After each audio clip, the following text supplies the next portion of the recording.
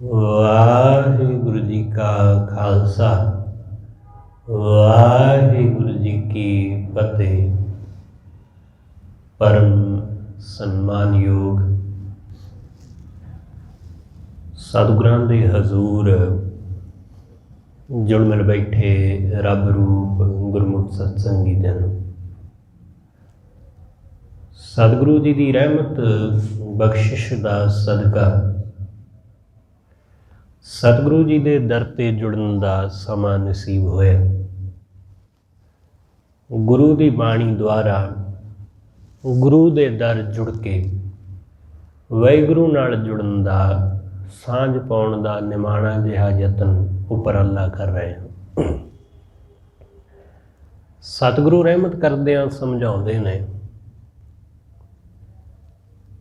कि ये जिहड़ा संसार नज़र आ रहा है, ये संसार पंजां तत्तां तो बनिया होया। पानी, अग, हवा, धरती, आकाश, इन्हां पंजां तत्तां ने मिल के इस संसार नूं ये रूप बख्शिया। इन्हां सारियां दे मेल नाल ही ये होंद विच आउंदा है। सतगुरु कहते ये जो सुंदर संसार, ये खूबसूरत जगत वाहिगुरु दा सिरजिया, बड़ा प्यारा, बड़ा सुंदर, ये पंजां तत्तां दा विस्तार है। कबीर साहब अज दे इस शब्द अंदर वाहिगुरु की इस रचना के बारे विच सानू सोझी दिंदे ने अते बंदा इस संसार विच ही उलझ के रह गया, ये बारे सानू समझाउंदे ने। कबीर साहब कहंदे पंच है, पंच तत्त विस्तार, पंजवीं थित, मस्या तो बाद दा पंजवां दिन। पंच है, पंच तत्त विस्तार, पंजां तत्तां दा ये विस्तार है। ये संसार, ये रूप रंग, ये चीज़ां जो कुछ नज़र आ रही हैं, ये पंजां तत्तां दा खिलारा खिल रहा होया, उन्हां दा पसारा है। ये आपस में मिल के इन्हां पंजां ने इस संसार नूं सिरज दिता है। सतगुरु कहंदे कनिक कामनी युग व्यवहार, इस जगत का इस युग विच जो व्यवहार है ना, वो पैसा अते इस्त्री, रूप अते माया। कनिक मतलब सोना, भाव पैसा, कनिक इस्त्री कामनी इस्त्री, कि इस पैसे अते रूप दे विच ही बंदा लगा होया। दाम ते चाम, दौलत अते वासना, इन्हां वासनावां विच ही सतगुरु कहंदे सारा संसार लगा होया। सारे संसार दे लोग दौलत मगर लगे हुए ने, पैसा हासिल करन दी दौड़ विच, चीज़ां हासिल करन विच लगे हुए ने, जां काम वासनावां दे विच लगे हुए ने। संसार विच यही कुछ है। लोग मान वडियाई चाहुंदे ने, बस आही कुछ है संसार दी कामना। किसी देश का एक राजा, जिन्हां दा देश समंदर के किनारे है,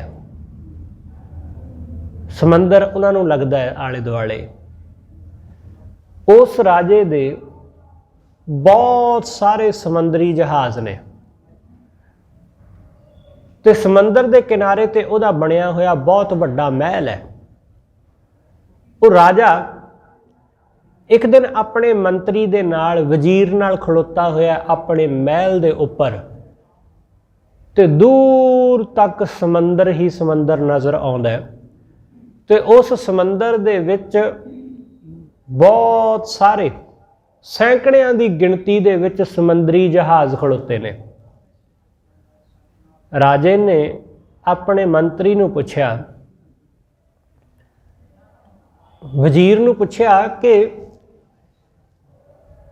ਤੂੰ ਦੱਸ ਸਕਦਾ ਹੈ ਕਿ ਇਹ ਕਿੰਨੇ ਕੁ ਜਹਾਜ਼ ਹੋਣਗੇ, ਜੋ ਆਪਣੇ ਇਹ ਜਹਾਜ਼ ਨੇ ਇਹ ਕਿੰਨੇ ਕੁ ਨੇ? ਮੰਤਰੀ ਨੇ ਕਿਹਾ ਹਾਂ ਮੈਂ ਦੱਸ ਸਕਦਾ। ਰਾਜੇ ਨੇ ਕਿਹਾ ਫਿਰ ਇਹ ਛੱਡ ਕੇ ਆਪਣੇ ਜਹਾਜ਼ ਕਿੰਨੇ ਨੇ, ਤੂੰ ਇਹ ਦੱਸ ਕਿ ਸਾਰੇ ਸੰਸਾਰ ਵਿੱਚ ਸਮੁੰਦਰੀ ਜਹਾਜ਼ ਕਿੰਨੇ ਕੁ ਹੋਣਗੇ, ਕਿ ਕਿਹੜੇ ਕਿਹੜੇ ਜਹਾਜ਼ ਹੋ ਸਕਦੇ ਨੇ। ਕਿਉਂਕਿ ਕੁਝ ਜਹਾਜ਼ ਹੁੰਦੇ ਨੇ ਜਿਹੜੇ ਯਾਤਰੀਆਂ ਨੂੰ ਲੈ ਕੇ ਜਾਂਦੇ ਨੇ, ਕੁਝ ਜਹਾਜ਼ ਹੁੰਦੇ ਨੇ ਜਿਹੜੇ ਸਮਾਨ ਢੋਣ ਵਾਸਤੇ ਰੱਖੇ ਜਾਂਦੇ ਨੇ, ਜਿਨ੍ਹਾਂ ਦੇ ਵਿੱਚ ਸਮਾਨ ਦੀ ਢੋਆ ਢੁਆਈ ਹੁੰਦੀ ਹੈ, ਉਹਨਾਂ ਨੂੰ ਕਾਰਗੋ ਕਹਿੰਦੇ ਆ। ਜਿਵੇਂ ਹਵਾਈ ਜਹਾਜ਼ ਹੁੰਦੇ ਨੇ ਕਾਰਗੋ ਜੈਟ, ਉਹਨਾਂ ਵਿੱਚ ਸਿਰਫ ਤੇ ਸਿਰਫ ਸਮਾਨ ਹੀ ਜਾਂਦਾ, ਬੰਦੇ ਨਹੀਂ ਜਾਂਦੇ ਉਹਨਾਂ 'ਚ। ਜਿਹੜੇ ਆਮ ਪਲੇਨ ਹੁੰਦੇ ਨੇ ਉਹਨਾਂ ਵਿੱਚ ਆਮ ਲੋਕ ਜਾਂਦੇ ਨੇ, ਬੰਦੇ ਪਹੁੰਚਦੇ ਨੇ।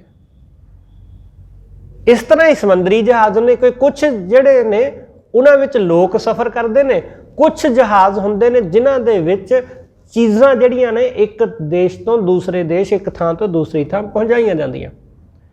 ਰਾਜਾ ਆਪਣੇ ਵਜ਼ੀਰ ਨੂੰ ਪੁੱਛਦਾ ਹੈ ਕਿ ਮੈਨੂੰ ਦੱਸ ਕਿ ਕਿੰਨੇ ਕੁ ਤਰ੍ਹਾਂ ਦੇ ਜਹਾਜ਼ ਹੋਣਗੇ ਇੱਥੇ ਧਰਤੀ ਤੇ। ਵਜ਼ੀਰ ਨੇ ਜਵਾਬ ਦਿੰਦਿਆਂ ਹੋਇਆਂ ਕਿਹਾ ਕਿ ਮੈਨੂੰ ਸਿਰਫ 3 ਹੀ ਲੱਗਦੇ ਨੇ। ਉਹਨੇ ਕਿਹਾ 3 ਕਿਵੇਂ? ਇੱਥੇ ਤੇ ਨਜ਼ਰ ਆ ਰਿਹਾ ਕਿ ਬੇਅੰਤ ਨੇ, ਬੇਅੰਤ ਜਹਾਜ਼ ਨੇ, ਬੇਅੰਤ ਤਰ੍ਹਾਂ ਦੀਆਂ ਚੀਜ਼ਾਂ ਨੇ, ਉਹਨਾਂ ਦੀ ਢੋਆ ਢੁਆਈ ਵਾਸਤੇ ਬੇਅੰਤ ਤਰ੍ਹਾਂ ਦੇ ਜਹਾਜ਼ ਨੇ, ਪਰ 3 ਕਿਵੇਂ? ਵਜ਼ੀਰ ਨੇ ਕਿਹਾ ਕਿ 3 ਹੀ ਨੇ ਅਸਲ ਵਿੱਚ। ਇੱਕ ਮਾਇਆ ਦਾ ਜਹਾਜ਼ ਹੈ, ਦੂਸਰਾ ਕਾਮ ਦਾ ਜਹਾਜ਼ ਹੈ, ਤੀਸਰਾ ਮਾਣ ਦਾ ਜਹਾਜ਼ ਹੈ। ਆ 3 ਹੀ ਨੇ ਜਿਨ੍ਹਾਂ ਦੇ ਪਿੱਛੇ ਸਾਰੀ ਦੁਨੀਆ ਲੱਗੀ ਹੋਈ ਹੈ।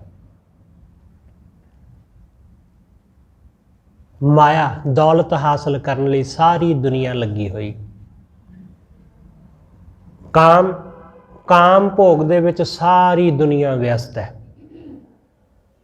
ਤੇ ਤੀਸਰਾ ਹੈ ਮਾਣ ਵਡਿਆਈ ਦਾ, ਕਿ ਸਭ ਚਾਹੁੰਦੇ ਨੇ ਕਿ ਮਾਣ ਵਡਿਆਈ ਮਿਲੇ। ਜੇ ਦੇਖਿਆ ਜਾਵੇ ਤਾਂ ਆ 3 ਹੀ ਨੇ ਜਿਨ੍ਹਾਂ ਵਿੱਚ ਦੁਨੀਆ ਸਫ਼ਰ ਕਰ ਰਹੀ ਹੈ। 3 ਹੀ ਨੇ ਅਸਲ ਵਿੱਚ। ਕੋਈ ਕਾਮ ਦੇ ਜਹਾਜ਼ ਵਿੱਚ ਸਵਾਰ ਹੈ, ਕੋਈ ਮੋਹ ਦੇ ਜਹਾਜ਼ ਵਿੱਚ, ਰੂਪ ਦੇ ਜਹਾਜ਼ ਵਿੱਚ ਸਵਾਰ ਹੈ, ਕੋਈ ਮਾਣ ਵਡਿਆਈ ਦੇ ਜਹਾਜ਼ ਵਿੱਚ ਸਵਾਰ ਹੈ, ਕੋਈ ਮਾਇਆ ਦੇ ਜਹਾਜ਼ ਵਿੱਚ ਸਵਾਰ ਹੈ।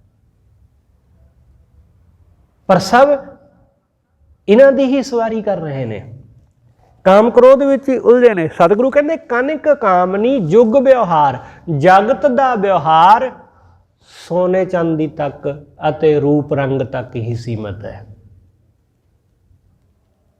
ਸੰਸਾਰ ਇੱਥੇ ਹੀ ਉਲਝਿਆ ਹੋਇਆ, ਰੂਪ ਵਿੱਚ ਹੀ, ਰੂਪ ਵਿੱਚ ਹੀ। ਕਿਉਂਕਿ ਬੰਦੇ ਨੂੰ ਲੱਗਦਾ ਕਿ ਰੂਪ ਮੋਹਿਤ ਕਰਦਾ ਹੈ, ਰੂਪ ਆਕਰਸ਼ਿਤ ਕਰਦਾ ਹੈ। ਰੂਪ ਕਿਸੇ ਚੀਜ਼ ਦਾ ਹੋ ਸਕਦਾ ਹੈ, ਕਿਸੇ ਬੰਦੇ ਦਾ ਹੋ ਸਕਦਾ ਹੈ, ਕਿਸੇ ਇਸਤਰੀ ਦਾ ਹੋ ਸਕਦਾ ਹੈ, ਰੂਪ ਪੈਸੇ ਦਾ ਹੋ ਸਕਦਾ ਹੈ, ਕਿਸੇ ਵੀ ਚੀਜ਼ ਦਾ ਰੂਪ ਆਕਰਸ਼ਿਤ ਕਰਦਾ ਹੈ। ਤੇ ਇਹ ਰੂਪ ਹਮੇਸ਼ਾ ਰਹਿੰਦਾ ਨਹੀਂ। ਸਤਿਗੁਰੂ ਕਹਿੰਦੇ ਇਸ ਕਨਿਕ ਕਾਮਨੀ ਵਿੱਚ, ਸੋਨੇ ਚਾਂਦੀ ਵਿੱਚ, ਪੈਸੇ ਵਿੱਚ ਬੰਦਾ ਉਲਝਿਆ ਹੋਇਆ, ਬਸ ਦੋਨਾਂ ਦੇ ਵਿੱਚ ਹੀ। ਜਦੋਂ ਬੰਦੇ ਦੇ ਕੋਲ ਬਹੁਤ ਸਾਰੀ ਦੌਲਤ ਆ ਜਾਂਦੀ ਹੈ ਤਾਂ ਇਹ ਸੁਭਾਵਿਕ ਹੈ ਕਿ ਉਹ ਉਸ ਪੈਸੇ ਦੀ, ਉਸ ਦੌਲਤ ਦੀ ਵਰਤੋਂ ਵਾਸਨਾ ਪੂਰੀ ਕਰਨ ਲਈ ਕਰੇਗਾ। ਜਦੋਂ ਬੰਦੇ ਦੇ ਕੋਲ ਪੈਸਾ ਨਹੀਂ ਨਾ ਹੁੰਦਾ, ਉਦੋਂ ਤੁਸੀਂ ਦੇਖੋਗੇ ਬੰਦੇ ਨੂੰ ਬੜਾ ਸੰਤੋਖੀ, ਬੜਾ ਸਬਰ ਨਾਲ ਭਰਿਆ ਹੋਇਆ, ਕਿ ਜਿਵੇਂ ਬੰਦਾ ਬੜਾ ਸਬਰ ਨਾਲ ਭਰਿਆ ਕਿ ਥੋੜੇ ਵਿੱਚ ਗੁਜ਼ਾਰਾ ਕਰ ਰਿਹਾ। ਅਸਲ ਵਿੱਚ ਉਹਦੇ ਅੰਦਰ ਸਬਰ ਹੈ ਨਹੀਂ, ਉਹਦੇ ਕੋਲ ਹੈ ਹੀ ਓਨਾ ਕੁ ਹੈ, ਇਸ ਕਰਕੇ ਸਬਰ ਕਰਨਾ ਪੈ ਰਿਹਾ ਹੈ। इस करके उस सबर का अपने उपर एक झूठा लैवल ला लेंदा कि मैं तो बड़ा सबर संतोखी बंदा, जद कि उहदे कोल है ही उन्ना को है, इस करके पखंड करदा है। मज़ा तो तां है कि बहुत कुछ होवे फिर भी बंदा सबर करे, पर है नहीं ऐसा कि बंदे कोल है कुछ भी नहीं तो इसलिए वो सबर का ढोंग करता है फिर कि मैं तो जी बड़ा संतोखी आदमी हाँ। ये पखंड है।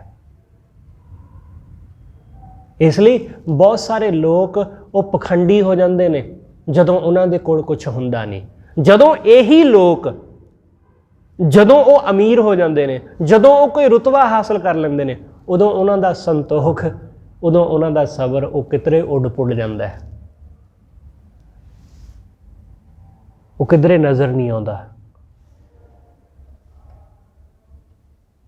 क्योंकि वो सिर्फ दिखावा सी। मैनू इत्थे एक कोई आदमी मिलिया, वो कहंदा जी मैं बहुत सेवा करदा, बड़ा गुरसिख हाँ, मैं बाणी बाणे विच पूरा पूरा सूरा। मैं उन्होंने एक गल कही, मैं कहा जी जे, वो कहंदे असीं कैनेडा जाना है, कैनेडा की फाइल लाई हुई है, बस 6 कुछ महीने दे विच PR साडी क्लीयर हो जाएगी, असीं चले जावांगे पति पत्नी दोनों जाने। बाणी बाणे विच पूरे ने, बाहरों अंदरों होणगे जां नहीं इस गल का दावा नहीं किया जा सकता, पर बाहरों पूरे ने, बाणे दे विच दमाला सजाया, बड़ा सोहना, बाहरों सोहने लगते हैं।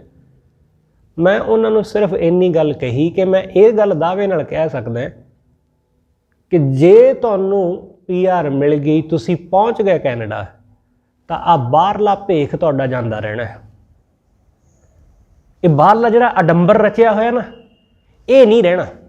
उन्होंने मेरी गल का बुरा मनाया, पर होया ऐसा ही।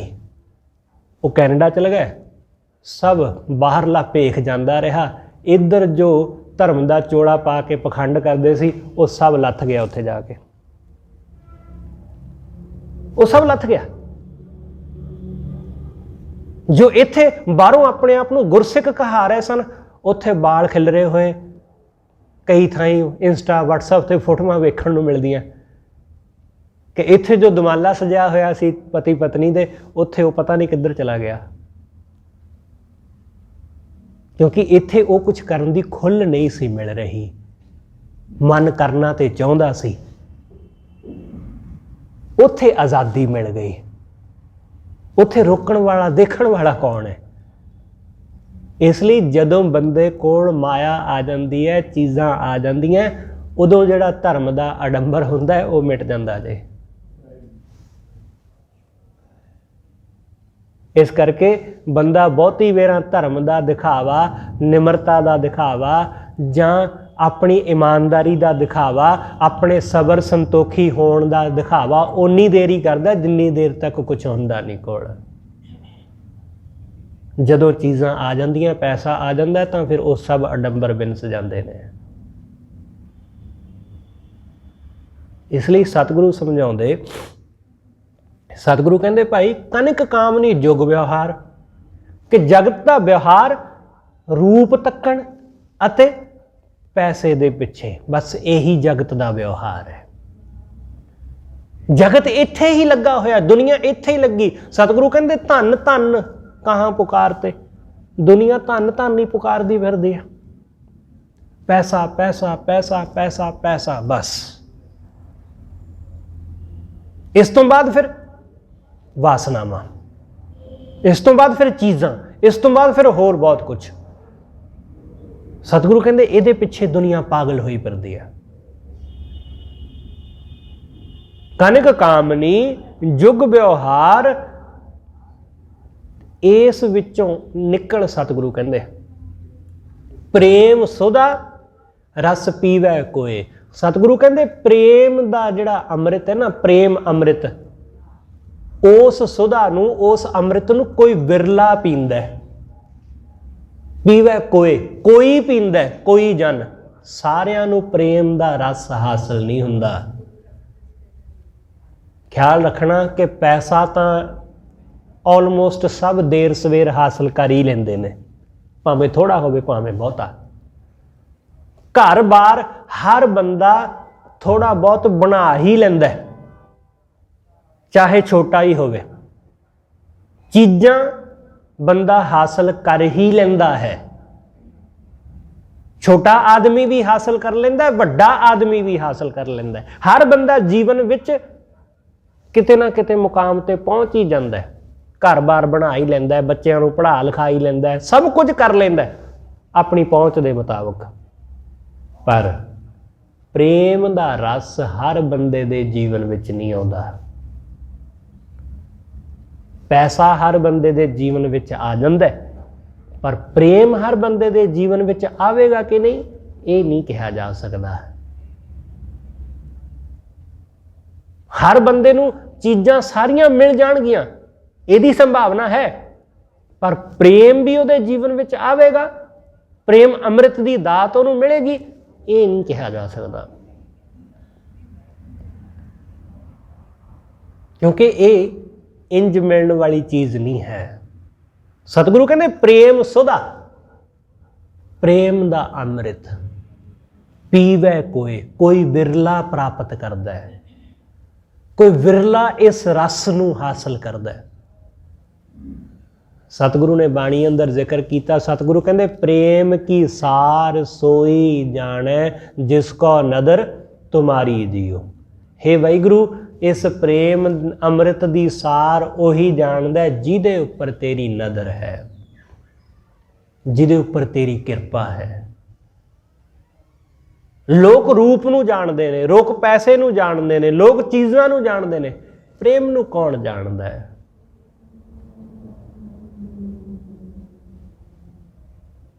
ਲੋਕ ਜਾਣਨਾ ਵੀ ਨਹੀਂ ਚਾਹੁੰਦੇ ਇਸ ਨੂੰ, ਕਿਉਂਕਿ ਇਹਦੇ ਵਿੱਚ ਬੰਦਾ ਇੱਕ ਤਰ੍ਹਾਂ ਨਾਲ ਪੂਰੀ ਤਰ੍ਹਾਂ ਮਿਟ ਜਾਂਦਾ ਹੈ। ਪ੍ਰੇਮ ਦਾ ਅਰਥ ਹੀ ਹੈ ਕਿ ਪਰੇ ਮੈਂ, ਜਿੱਥੇ ਮੈਂ ਨਹੀਂ ਹੈ,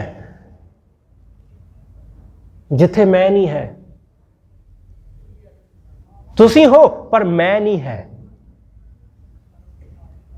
ਮੈਂ ਹਾਂ ਪਰ ਮੈਂ ਵਿੱਚ ਮੈਂ ਮੌਜੂਦ ਨਹੀਂ ਹੈ। ਪ੍ਰੇਮ ਐਸਾ ਹੈ। ਸਤਿਗੁਰੂ ਕਹਿੰਦੇ ਇਹ ਪ੍ਰੇਮ ਰਸ, ਇਹ ਪ੍ਰੇਮ ਸੁਧਾ, ਪ੍ਰੇਮ ਦਾ ਰਸ ਕਿਸੇ ਵਿਰਲੇ ਨੂੰ ਹਾਸਲ ਹੁੰਦਾ ਹੈ, ਜਿਹਨੂੰ ਇਹ ਮਿਲ ਗਿਆ। ਸਤਿਗੁਰੂ ਕਹਿੰਦੇ ਜਰਾ ਮਰਨ ਦੁੱਖ ਫੇਰ ਨਾ ਹੋਏ, ਮੌਤ ਦਾ ਅਤੇ ਬੁਢਾਪੇ ਦਾ ਦੁੱਖ ਉਸ ਨੂੰ ਫਿਰ ਵਿਆਪਦਾ ਨਹੀਂ ਹੈ। ਉਹਨੂੰ ਨਾ ਮੌਤ ਦਾ ਦੁੱਖ ਵਿਆਪਦਾ ਹੈ, ਨਾ ਉਹਨੂੰ ਬੁਢਾਪੇ ਦਾ ਦੁੱਖ ਵਿਆਪਦਾ ਹੈ। ਲੋਕ ਬੁਢਾਪੇ ਤੋਂ ਡਰਦੇ ਨੇ, ਮੌਤ ਤੋਂ ਵੀ ਡਰਦੇ ਨੇ, ਕਿਉਂਕਿ ਬੁਢਾਪਾ ਆਵੇਗਾ ਤਾਂ ਨਾਲ ਮੌਤ ਲਿਆਵੇਗਾ। ਕਿਉਂਕਿ ਬੁਢਾਪੇ ਤੋਂ ਬਾਅਦ ਹੋਰ ਕੀ ਆਉਣਾ? ਕੁਝ ਵੀ ਨਹੀਂ ਆਉਣਾ, ਹੋਰ ਮੌਤ ਆਉਣੀ ਹੈ। ਇਸ ਲਈ ਬੁਢਾਪਾ ਸਤਾਉਂਦਾ ਹੈ, ਦੁੱਖ ਦਿੰਦਾ ਹੈ, ਕਿਉਂਕਿ ਬੁਢਾਪੇ ਵਿੱਚ ਦੂਸਰਿਆਂ ਦੇ ਵੱਲ ਦੇਖਣਾ ਪੈਂਦਾ ਹੈ, ਦੂਸਰੇ ਦਾ ਸਹਾਰਾ ਚਾਹੀਦਾ ਹੈ, ਧੀਆਂ ਪੁੱਤਾਂ ਦਾ ਆਸਰਾ ਚਾਹੀਦਾ ਹੈ। ਤੇ ਇਸ ਗੱਲ ਦੀ ਕੋਈ ਗਰੰਟੀ ਨਹੀਂ ਹੈ ਕਿ ਬੁਢਾਪੇ ਵਿੱਚ ਉਹਨਾਂ ਦਾ ਆਸਰਾ ਮਿਲੇਗਾ ਹੀ, ਉਹ ਸਹਾਰਾ ਬਣਨਗੇ, ਇਸ ਗੱਲ ਦਾ ਦਾਅਵਾ ਨਹੀਂ ਕੀਤਾ ਜਾ ਸਕਦਾ। ਇਸ ਲਈ ਬੁਢਾਪਾ ਦੁੱਖ ਦਿੰਦਾ ਹੈ। ਸਤਿਗੁਰੂ ਕਹਿੰਦੇ ਜਿਹਨੇ ਵਾਹਿਗੁਰੂ ਦੇ ਪ੍ਰੇਮ ਦੇ ਰਸ ਨੂੰ ਜਾਣ ਲਿਆ, ਉਹਦੇ ਲਈ ਬੁਢਾਪਾ ਵੀ ਸੁਖਦਾਈ ਹੋ ਨਿਬੜਦਾ ਹੈ, ਉਹਦੇ ਲਈ ਮੌਤ ਵੀ ਸੁਖਦਾਈ ਹੋ ਨਿਬੜਦੀ। ਉਹ ਮੌਤ ਲਈ ਵੀ ਤਿਆਰ, ਉਹ ਬੁਢਾਪੇ ਲਈ ਵੀ ਤਿਆਰ। ਇਸ ਲਈ ਤੇ ਸਤਿਗੁਰੂ ਨੇ ਕਿਹਾ, ਸਤਿਗੁਰੂ ਕਹਿੰਦੇ ਗੁਰਮੁਖ ਬੁੱਢੇ ਕਦੇ ਨਾ ਹੀ, ਉਹ ਕਦੇ ਬੁੱਢੇ ਨਹੀਂ ਹੁੰਦੇ। ਐਸਾ ਨਹੀਂ ਕਿ ਉਹਨਾਂ ਨੂੰ ਬੁਢਾਪਾ ਨਹੀਂ ਆਉਂਦਾ, ਆਉਂਦਾ ਹੈ। ਬਾਬਾ ਬੁੱਢਾ ਉਹ ਬਚਪਨ ਵਿੱਚ ਹੀ ਬੁੱਢਾ ਹੋ ਜਾਂਦਾ ਹੈ, ਤੇ ਜਦੋਂ ਉਹ ਸਰੀਰ ਕਰਕੇ ਬੁੱਢਾ ਹੁੰਦਾ ਹੈ ਤਾਂ ਵੀ ਉਹ ਬੁੱਢਾ, ਉਹ ਬਚਪਨ ਵਿੱਚ ਵੀ ਬੁੱਢਾ, ਪਰ ਫਿਰ ਵੀ ਉਹ ਬੁੱਢਾ ਨਹੀਂ ਹੈ, ਫਿਰ ਵੀ ਉਹਨਾਂ ਨੂੰ ਬੁੱਢਾ ਨਹੀਂ ਕਿਹਾ ਜਾ ਸਕਦਾ। ਗੁਰੂ ਅਮਰਦਾਸ ਸਰੀਰ ਕਰਕੇ ਉਹ ਕਿੰਨੇ ਬਜ਼ੁਰਗ ਨੇ, ਉਹਨਾਂ ਦਾ ਹੀ ਬਚਨ ਹੈ ਕਿ ਗੁਰਮੁਖ ਬੁੱਢੇ ਕਦੇ ਨਹੀਂ। ਗੁਰਮੁਖ ਕਦੇ ਬੁੱਢਾ ਨਹੀਂ ਹੈ। ਸਤਿਗੁਰੂ ਨੇ ਜ਼ਿਕਰ ਕੀਤਾ, ਸਤਿਗੁਰੂ ਕਹਿੰਦੇ ਮਨਮੁਖ ਬੰਦਾ ਜਿਹੜਾ ਹੈ ਨਾ, ਮਨਮੁਖ ਬਾਲਕ ਬਿਰਧ ਸਮਾਨ ਹੈ। ਮਨਮੁਖ ਬੁੱਢਾ ਹੈ, ਉਹ ਬਾਲਕ ਹੈ। ਕਿਉਂਕਿ ਜਿਵੇਂ ਬਚਪਨ ਦੇ ਵਿੱਚ ਬੰਦੇ ਨੂੰ ਬਹੁਤੀ ਸਮਝ ਨਹੀਂ ਹੁੰਦੀ, ਉਹ ਨਾ ਸਮਝ ਹੁੰਦਾ, ਬੁਢਾਪੇ ਵਿੱਚ ਉਸ ਨੂੰ ਥੋੜ੍ਹੀ ਬਹੁਤ ਸੂਝ ਤਾਂ ਹੁੰਦੀ ਹੈ, ਪਰ ਉਹਦੇ ਵੱਸ ਕੁਛ ਨਹੀਂ ਹੁੰਦਾ। ਗੁਰਮੁਖ ਜਿਹੜਾ ਹੈ ਉਹ ਸੋਝੀ ਨਾਲ ਭਰਿਆ ਹੋਇਆ, ਉਹ ਸੂਝ-ਬੂਝ ਨਾਲ ਭਰਿਆ, ਸਿਆਣਪ ਹੈ ਉਹਦੇ ਅੰਦਰ, ਸੂਝ ਹੈ ਉਹਦੇ ਅੰਦਰ, ਹਰ ਇੱਕ ਚੀਜ਼ ਨੂੰ ਉਹ ਸਮਝਦਾ, ਇਸ ਲਈ ਉਹ ਸਿਆਣਾ ਹੈ, ਉਹ ਬਜ਼ੁਰਗ ਹੈ। ਸਤਿਗੁਰੂ ਕਹਿੰਦੇ ਉਸ ਨੂੰ ਜਰਾ ਮਰਨ ਦੁੱਖ ਫੇਰ ਨਾ ਹੋਏ। ਜਰਾ ਮਰਨ ਦਾ, ਬੁਢਾਪੇ ਦਾ ਅਤੇ ਮੌਤ ਦਾ ਕੋਈ ਦੁੱਖ ਨਹੀਂ ਉਸ ਨੂੰ। ਇਸ ਲਈ ਸਤਿਗੁਰੂ ਕਹਿੰਦੇ ਮਰਨੇ ਕੀ ਚਿੰਤਾ ਨਹੀਂ, ਜੀਵਨ ਕੀ ਨਹੀਂ ਆਸ। ਮਰਨ ਜੀਵਨ ਦੀ ਕੋਈ ਚਿੰਤਾ ਨਹੀਂ ਹੈ। ਨਾ ਜੀਵਨ ਦੀ ਬਹੁਤ ਵੱਡੀ ਆਸ ਲਾਈ ਹੈ ਕਿ ਹਾਲੇ ਜੀਣਾ ਹੈ, ਨਾ ਜਿਉਣ ਦੀ ਆਸ ਲਾ ਕੇ ਬੈਠਾ, ਤੇ ਨਾ ਮਰਨ ਦਾ ਡਰ ਸਤਾਉਂਦਾ, ਤੇ ਨਾ ਬੁਢਾਪੇ ਦਾ ਡਰ ਹੈ। ਇਸ ਲਈ ਸਤਿਗੁਰੂ ਕਹਿੰਦੇ ਭਾਈ ਉਸ ਦੇ ਅੰਦਰੋਂ ਸਾਰੇ ਦੁੱਖ ਮਿਟ ਗਏ, ਹਰ ਤਰ੍ਹਾਂ ਦਾ ਦੁੱਖ ਮਿਟ ਗਿਆ, ਜਿਹਨੇ ਅੰਦਰ ਪ੍ਰੇਮ ਸੁਧਾ ਰਸ ਪ੍ਰਾਪਤ ਕੀਤਾ, ਜਿਹਨੇ ਵਾਹਿਗੁਰੂ ਦੇ ਪ੍ਰੇਮ ਰਸ ਨੂੰ ਜਾਣਿਆ, ਪ੍ਰੇਮ ਅੰਮ੍ਰਿਤ ਨੂੰ ਪੀਤਾ, ਉਹ ਇਹਨਾਂ ਸਭ ਚੀਜ਼ਾਂ ਤੋਂ ਮੁਕਤ ਹੋ ਗਿਆ।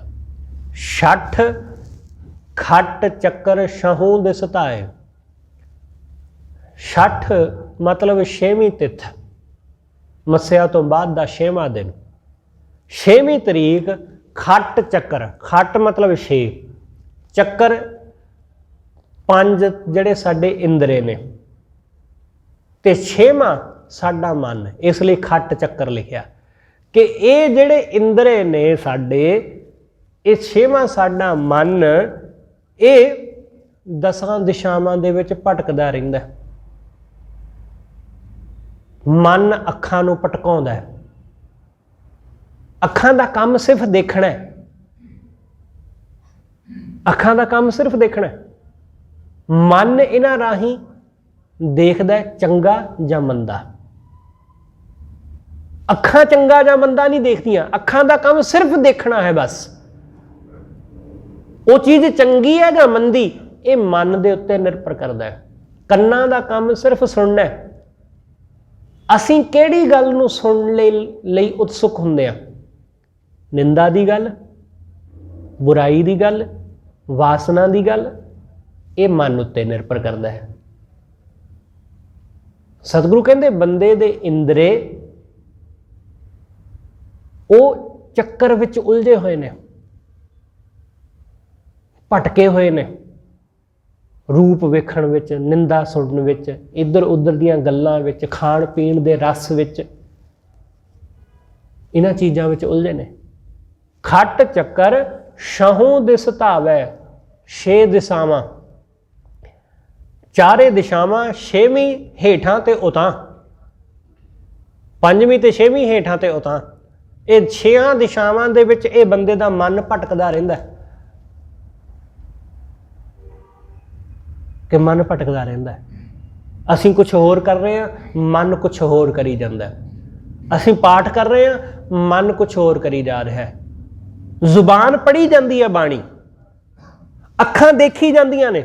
ਬਹੁਤ ਦਫਾ ਹੁੰਦਾ ਹੈ ਐਸਾ ਬੰਦੇ ਨਾਲ ਕਿ ਅੱਖਾਂ ਸ਼ਬਦ ਨੂੰ ਦੇਖਦੀਆਂ ਜਾ ਰਹੀਆਂ, ਜ਼ੁਬਾਨ ਸ਼ਬਦ ਨੂੰ ਪੜ੍ਹਦੀ ਜਾ ਰਹੀ ਹੈ, ਪਰ ਮਨ ਉਹ ਕੋਈ ਹੋਰ ਹੀ ਸੋਚੀ ਜਾਂਦਾ ਹੈ। ਮਨ ਕਿਸੇ ਹੋਰ ਹੀ ਵਿਚਾਰ ਵਿੱਚ ਲੱਗਾ ਹੈ, ਹੋਰ ਹੀ ਗੱਲਾਂ ਵਿੱਚ ਲੱਗਾ ਹੈ। ਪੂਰਾ ਸ਼ਬਦ ਤੁਸੀਂ ਪੜ੍ਹ ਲਿਆ, ਅੱਧਾ ਘੰਟਾ ਘੰਟਾ ਪਾਠ ਕਰ ਲਿਆ, ਪਰ ਇੰਜ ਲੱਗਦਾ ਕਿ ਜਿਵੇਂ ਕੀਤਾ ਹੀ ਨਹੀਂ। ਇੰਜ ਲੱਗਦਾ ਕਿ ਜਿਵੇਂ ਐਵੇਂ ਹੀ ਪੰਨੇ ਪਲਟਦੇ ਰਹੇ, ਪਰ ਐਸਾ ਨਹੀਂ ਹੈ। ਤੁਸੀਂ ਪੜ੍ਹਿਆ, ਤੁਸੀਂ ਬੋਲ ਕੇ ਪੜ੍ਹਿਆ ਪਾਠ, ਤੁਸੀਂ ਸਾਰਾ ਪਾਠ ਬੋਲ ਕੇ ਕੀਤਾ, ਪਰ ਮਨ ਹੋਰ ਪਾਸੇ ਲੱਗਾ ਸੀ। ਇਸ ਕਰਕੇ ਮਨ ਹੁਣ ਐਸਾ ਲੱਗਦਾ ਕਿ ਜਿਵੇਂ ਪਾਠ ਕੀਤਾ ਹੀ ਨਹੀਂ। ਤੁਸੀਂ ਬੇਸ਼ੱਕ ਰਿਕਾਰਡ ਕਰ ਲਵੋ ਉਸ ਵਕਤ ਜਦੋਂ ਤੁਸੀਂ ਪਾਠ ਕਰਦੇ ਹੋ, ਤੁਸੀਂ ਕੱਲਾ ਕੱਲਾ ਅੱਖਰ ਠੀਕ ਬੋਲਿਆ, ਠੀਕ ਪੜ੍ਹਿਆ, ਪਰ ਮਨ ਹੋਰ ਪਾਸੇ ਲੱਗਾ ਰਿਹਾ। ਇਹੀ ਭਟਕਣਾ ਹੈ ਮਨ ਦੀ, ਇਹੀ ਬੰਦੇ ਨੂੰ ਭਟਕਾਈ ਰੱਖਦੀ। ਇਸ ਲਈ ਸਤਿਗੁਰੂ ਕਹਿੰਦੇ जद तक ये मन वाहिगुरू विच नहीं ना लगदा तदों तक ये मन टिकदा नहीं है। बिन परचय नहीं थिरा रहा है। वाहिगुरू विच परचे बिना, परमात्मा विच लगे बिना ये थिरा, ये स्थिर नहीं हुंदा, ये मन टिकदा नहीं। ये वाहिगुरू विच लग के ही टिकेगा, परमेश्वर विच जुड़ के ही ये मन टिकेगा, होर किसी तरह नहीं। दुविधा मेट खिमा गह रहो। सतगुरु कहते अपने अंदर दी दुविधा, दुचित्तापन, दुविधा, इस नूं मेट लवो। दुविधा जिहड़ी है ना, ये बंदे नूं बहुत खज्जल करदी है। दुविधा दे विच बंदा कदे कोई फैसला नहीं लै पांदा। जिस बंदे नूं तुसीं दुविधा विच देखोगे ना, उस बंदे दे अंदरों कदे चिंता नहीं मिटदी, कदे वो सही फैसला नहीं लै सकदा। वो हमेशा दुखी रहेगा, ਉਹਦੇ मन ਵਿੱਚ तनाव ਬਣਿਆ ਰਹੇਗਾ, ਉਹਦਾ ਮੱਥਾ हर ਵੇਲੇ खिंचिया खिंचिया रहेगा, तनाव ਨਾਲ ਸਰੀਰ ਉਹਦਾ ਭਰਿਆ ਰਹਿੰਦਾ, ਮਾਨਸਿਕ ਤਣਾਅ ਉਹਨੂੰ ਪਿਆ ਰਹਿੰਦਾ। ਸਤਿਗੁਰੂ ਕਹਿੰਦੇ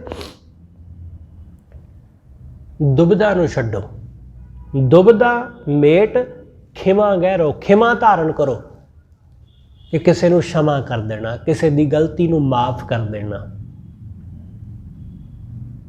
किसी को क्षमा करना। खिमा बहुत वड्डा गुण है, बहुत वड्डा। किसी को कतल करना, मारना, सजा देनी, ये तो सौखा जिहा काम है, किसी को सजा दे देनी। पर किसी को माफ़ कर देना ये बहुत वड्डी गल है। इसलिए क्षमा हर बंदे दे कोल नहीं हुंदी है, हर बंदे कोल नहीं। जदों साडे अंदर किसी नूं क्षमा करन दा, किसी नूं माफ़ करन दा गुण आ जावे, क्योंकि माफ़ करन दा गुण आउंदा ही उदों है जदों बंदे नूं ये लगदा है ना कि जे ये गलती मेरे तो होई हुंदी फिर, जे ऐसी भुल मैं कीती हुंदी। जदों बंदा उस गल नूं अपने आप नाल जोड़ के देखदा है तां फिर वो दूसरे नूं माफ़ कर दिंदा है, इग्नोर कर दिंदा है। जिन्हां ने देख के अनडिठ कीता कि किसी की गलती नूं देख के इग्नोर कर दिता, अणदेखिया कर दिता। पर साडा मन ऐसा है जदों तक ये 10-20 बंदियां नूं दस ना लवे किसी दूसरे की गलती, उदों तक मन नूं चैन नहीं आउंदा, उदों तक इस नूं टिका नहीं आउंदा। इसलिए ऐसा मन वो कदे नहीं टिकदा। सतगुरु कहते खिमा गह रहो, खिमा नूं धारण करो, कर्म धर्म की सूल ना सहो। कर्मा धर्मां दे जिहड़े बंधन ने ना, सतगुरु कहते ये सूल वर्गे ने, ये सूल वर्गे ने कि जिवें सूल खुभदी है ना पैर विच, जिवें कोई सूल कोई कंडा वो पैर दे विच खुभ के टुट जावे,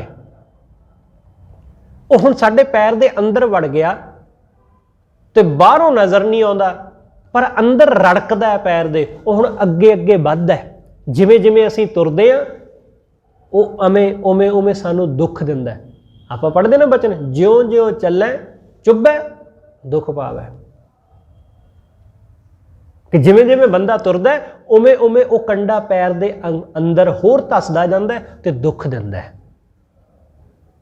बंदा बहुत दुख प्राप्त करता है। सतगुरु कहंदे ये कर्मां धर्मां दे बंधन जिहड़े ने ना, ये सूल वर्गे ने, ये बड़ा चुभदे ने बंदे नूं। इसलिए कर्मकांड पखंडां नूं त्याग, इन्हां विच कुछ नहीं पिया। सतगुरु कहंदे सब झमेलियां तो बंदा मुक्त हो जाता है। तुसीं क्षमा धारण कर लवो, ये बहुत वड्डा गुण जे।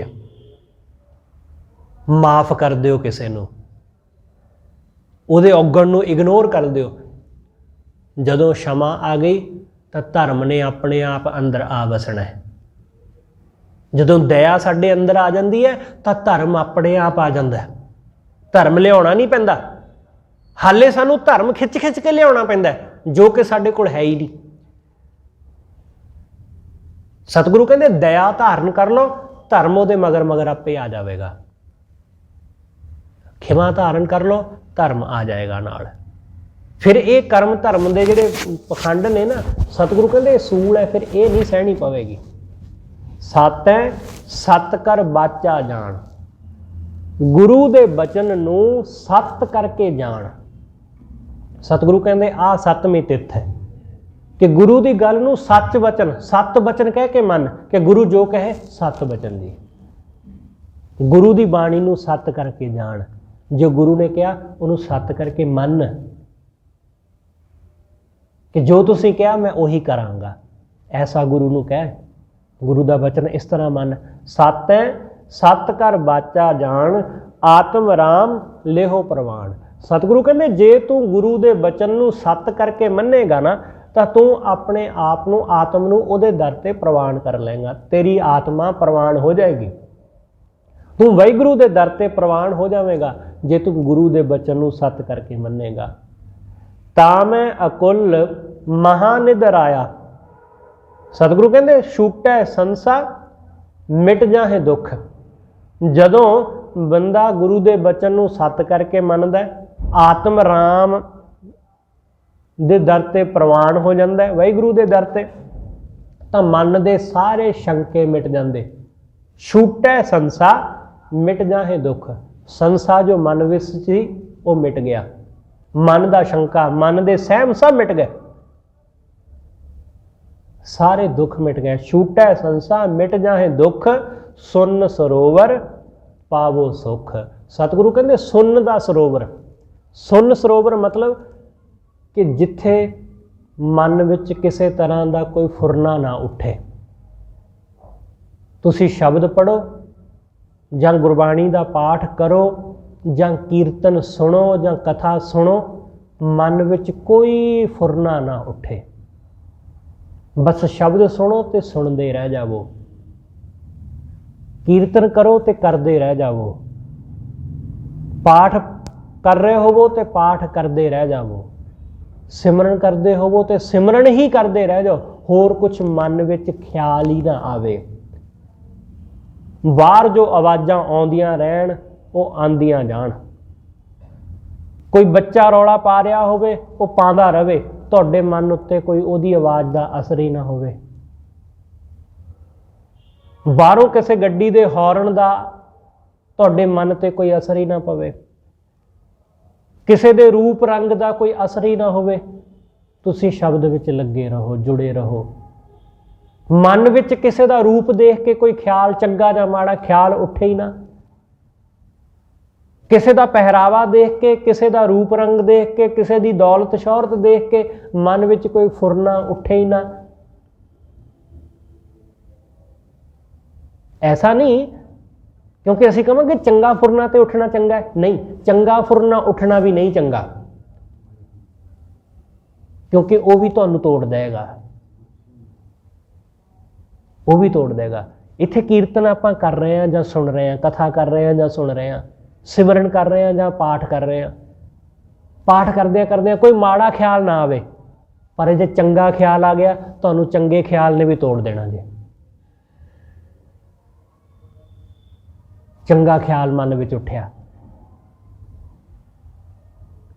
ਲੋਕ ਕਹਿੰਦੇ ਨੇ ਚੰਗਾ ਖਿਆਲ ਤਾਂ ਚੰਗਾ ਹੈ, ਉਹ ਤਾਂ ਆਉਣਾ ਚਾਹੀਦਾ, ਨਹੀਂ, ਚੰਗਾ ਖਿਆਲ ਵੀ ਨਹੀਂ ਆਉਣਾ ਚਾਹੀਦਾ। ਕੀਰਤਨ ਸੁਣ ਰਹੇ ਹੋ ਤਾਂ ਸਿਰਫ ਕੀਰਤਨ ਹੀ ਸੁਣ ਰਹੇ ਹੋ, ਨਾ ਚੰਗਾ ਖਿਆਲ ਨਾ ਮੰਦਾ ਖਿਆਲ। ਉਸ ਵੇਲੇ ਬਿਲਕੁਲ ਖਾਲੀ ਵਿਚਾਰਾਂ ਤੋਂ, ਇਹਨੂੰ ਕਹਿੰਦੇ ਨੇ ਸੁੰਨ, ਬਿਲਕੁਲ ਸ਼ੂਨਿਆ, ਜ਼ੀਰੋ, ਨਾ ਇੱਧਰ ਨਾ ਉੱਧਰ, ਨਾ ਚੰਗੇ ਪਾਸੇ ਨਾ ਮੰਦੇ ਪਾਸੇ, ਬਸ ਬਿਲਕੁਲ ਖਾਲੀ, ਸਾਫ਼ ਸਿੱਧਾ।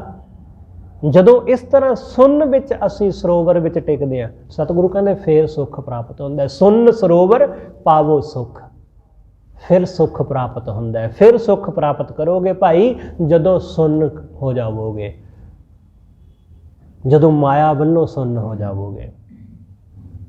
ਜਦੋਂ ਕੋਈ ਸਾਡਾ ਹੱਥ ਪੈਰ ਸੁੰਨ ਹੋ ਜਾਂਦਾ ਹੈ ਜਾਂ ਕੋਈ ਡਾਕਟਰ ਸਾਡੇ ਹੱਥ ਪੈਰ ਨੂੰ ਇੰਜੈਕਸ਼ਨ ਲਗਾ ਕੇ ਸਾਡੇ ਸਰੀਰ ਦੇ ਕਿਸੇ ਹਿੱਸੇ ਨੂੰ ਸੁੰਨ ਕਰ ਦਿੰਦਾ, ਤਾਂ ਸਾਨੂੰ ਪਤਾ ਹੀ ਨਹੀਂ ਚੱਲਦਾ। ਉਸ ਹੱਥ ਦੇ ਉੱਪਰ ਛੁਰੀ ਦੇ ਨਾਲ ਡਾਕਟਰ ਵਾਰ ਕਰਦਾ ਹੈ, ਕੱਟ ਲਾਉਂਦਾ ਹੈ, ਪਤਾ ਹੀ ਨਹੀਂ ਲੱਗਦਾ ਬੰਦੇ ਨੂੰ, ਕਿਉਂਕਿ ਸੁੰਨ ਹੋ ਗਿਆ।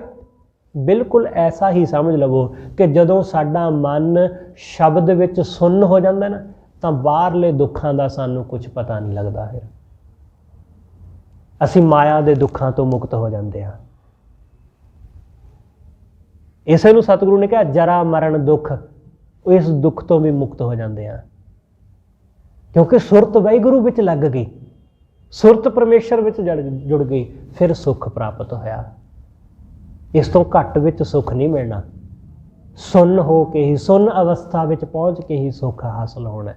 सतगुरु रहमत करे आपां सब गुरु दे दरों ये रब्बी रहमत हासिल कर सकीए। अज दा दिन गुरु साहब जी दे उस सब तो प्यारे, सब तो नेड़े रहन वाले गुरसिख दा दिन है, जिन्हां ने गुरु नानक साहब महाराज जी दे नाल अपना समुच्चा जीवन जीविया। लगभग 50-55 साल भाई मरदाने ने गुरु नानक साहब महाराज नाल बतीत कीते। ऐसा वो पहला गुरसिख जिहड़ा इन्ना लंबा समा गुरु साहबान दे नाल रहा। गुरु साहब तो बेशक भाई मरदाना 10 साल उम्र विच वडेरे सन, पर उसने गुरु नानक साहब महाराज जी नूं हमेशा अपना गुरु, अपना पीर जानिया। भाई मरदाना जी अज दे दिन वो अकाल चलाना कर गए सन। गुरु नानक साहब तो 10 साल पहला उन्हां दा जन्म होया। उन्हां दे पिता का नाम बदरा है, भाई बदरा। भाई मरदाना गुरु साहब जी तो बड़ा प्रभावित होया सी। जदों गुरु नानक साहब महाराज जी ने उहदे गुण दी सतगुरु ने कदर पाई। सतगुरु ने कहा मरदाना जी तुहानूं वाहिगुरू ने गुण बख्शिया, तुहाडी रवाब दे विच ना बड़ा रस है, बड़ा मिठास है, तो तुहाडी आवाज़ भी वैसी ही मिठी है। कितना चंगा होवे कि तुसीं इस राग दे नाल उस परमात्मा दे शब्द नूं गावो।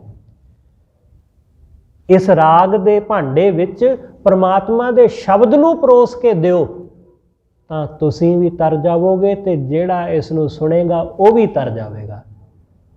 भाई मरदाने ने कहा कि इस राग नूं पहली वेरा किसी ने सलाया तो वह सिर्फ तुसीं हो, नहीं तो लोग अपनी सिफत सुनना चाहते हैं साडे कोलों। क्योंकि भाई मरदाना वो लोगों के घरां विच जाके उन्हां दे बजुर्गां दियां, दादे पड़दादियां दियां सिफतां करदे सी ते लोग खुश हो के धन दिंदे सी। इहदे नाल उन्हां दा गुजारा चलदा सी। गुरु नानक साहब ने कहा कि लोगों दियां सिफतां करन नाल मरदाना जी कुछ नहीं होना। इन्हां लोकां ने 4 छिल्लड़ तां दे देने ने, पर उहदे नाल रूह दी खुराक नहीं आउणी, उहदे नाल आत्मा दा सुख नहीं मिलना। आत्मा दा सुख परमात्मा दे नाम नाल ही मिलदा है। उहदी सिफत सलाह करो उस सच्चे दी। सतगुरु कहंदे दुनिया ना सलाहे, दुनिया नूं ना सलाहना है तां करते नूं सलाह है। उस परमात्मा नूं सलाहो तां वाहिगुरू दी दरगाह विच थां मिलदा है। भाई मरदाना जी ने समूचा जीवन गुरु साहब के चरणों में बतीत किया।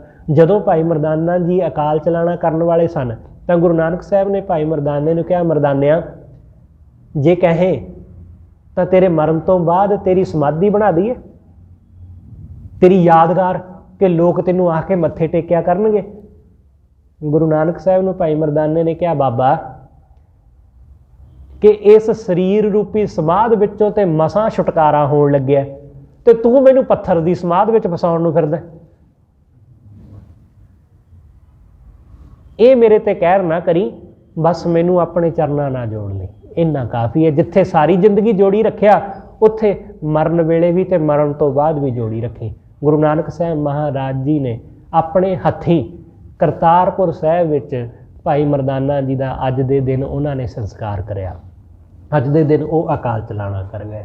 इस तरह भाई मरदाना समुच्चा जीवन गुरु दे लेखे ला के इस दुनिया तो चले गए। इन्हां दे संबंध विच ही बाणी ने कहा कि गुरमुख जन्म सवार दरगाह चलिया, कि अपना जीवन सवार के वो रब की दरगाह चल गए। तो गुरु नानक साहब ने हमेशा लई उन्होंने अपने नाल गुरबाणी विच बिठा लिया। उन्हां दे नाम ते 2 श्लोक उचारण करके होइयां भुल्लां ली खिमा। सतगुरु जी अते आप सरबत संगत बख्शण जोग भुल्लां ना चतारदे होए आखो जी वाहिगुरू जी का खालसा वाहिगुरू जी की फतेह।